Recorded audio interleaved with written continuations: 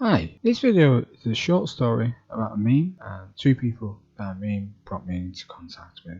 The first is a person called Steph, and they work for an autism training company that aims to change the way everyone thinks about autism, including autistic people themselves. And the second is a person called Paul Wady.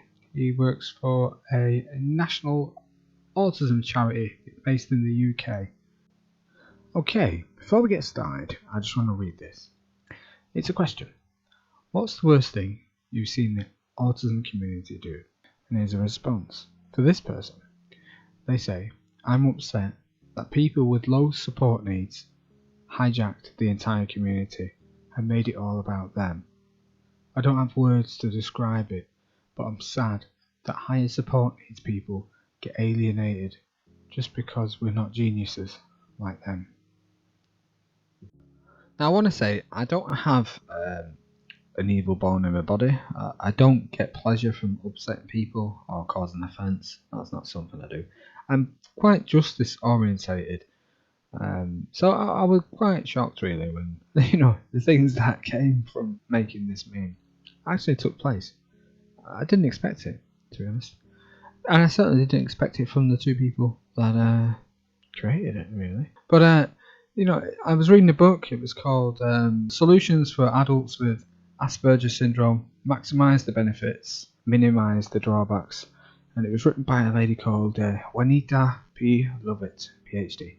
Really good. I learned quite a lot, especially with communication difficulties between neurotypicals and people like me with autism, especially because I'm married and communication difficulties happen quite a lot. Sometimes my wife's quite literal. Sorry, not very literal, and I try to find a way around it, and it causes difficulties. So it helped me quite a lot, and I benefited from it. So I made this meme, paraphrased that on a quote from the book. I checked it out, and it was spot on. Yeah, that's what the original meaning of the word was. But it brought me into contact with two people, just like the meme suggests. We're definitely living in their own world. Anyway, the first person here is Steph. You did have an issue with this meme, but like I say, the original meaning of the word autism, it is what it is.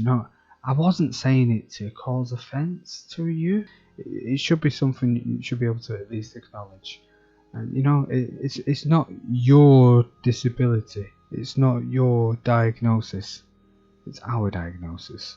And if there's one thing I really stick to and I adhere to, it's the fact that autism is a subjective condition. You meet one autistic person, as the great Stephen Shaw said, you meet one autistic person. We're all unique individual people. We are not Borg and all agree and have the same opinions on autism. We're not North Korea or anything like that. We're independent entities. I don't work for a charity of any kind. I am a self-advocate for myself, and I see people as potential friends rather than potential enemies. That's just my outlook on life. I don't want to argue with anyone about anything. But the meme is what it is. And poor Steph, he couldn't handle that, and the conversation unravelled a little bit, like it does do with some autistic people. I'm no saint myself, but his comments got deleted, and it was what it was.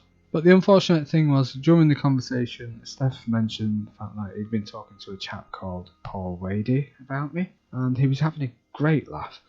But that is how I came into contact with this next individual. Now, Paul Wady, I didn't know at all, never heard of him, but apparently he was a big deal as far as Steph was concerned. And we'll get on to Paul Wady now. Now, I think Paul Wady is something of a comedian. I would label him as a comedian, just based on the stories he likes to tell. I've seen a video that he's made where he told an amazing tale. The unfortunate situation is that Paul Wady contacted me. I asked him to have a private conversation with He said he was going to have fun with me. I didn't realise he meant in trolling. unfortunately, Paul Wady, he likes to embellish a story. You know, according to himself on a video he made, I contacted him first. I threatened to block him several times because he was so abusive. I mean, within the first 2 hours of sending me a message, he spammed all over my homepage on Facebook.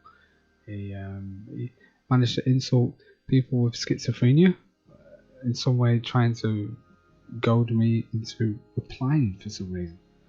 He admitted he was inflammatory on purpose. Now, you said I've said some inflammatory things in these paragraphs. And for no reason at all, he labelled me as learning disabled, which, as far as I was concerned, was insulting the bread and butter of the national autism charity that he works for. Unfortunately enough, he stopped to just get people with schizophrenia and people with learning disabilities. But I think he probably targeted enough people by then anyway.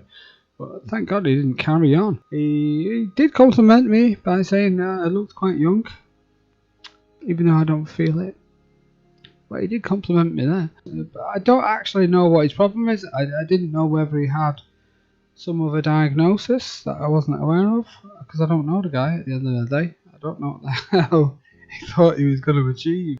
But nonetheless, I maintained my politeness.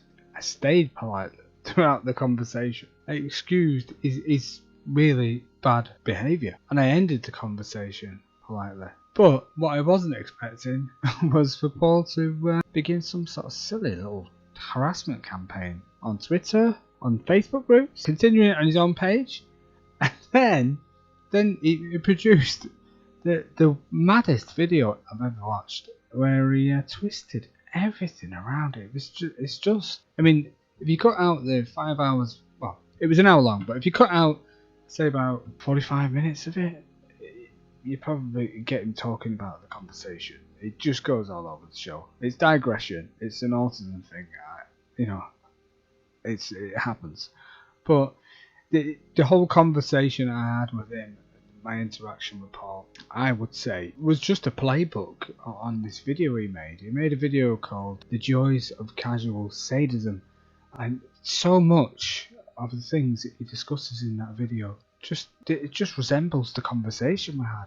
And although I didn't watch it until after we had a discussion, but like I said to you, Paul, I wish you all the best. Take care. You don't fight intolerance by being intolerant. You just have a smiley face and stay true to yourself. Take it easy, everyone, and have a good one. And I'll see you again in the next video.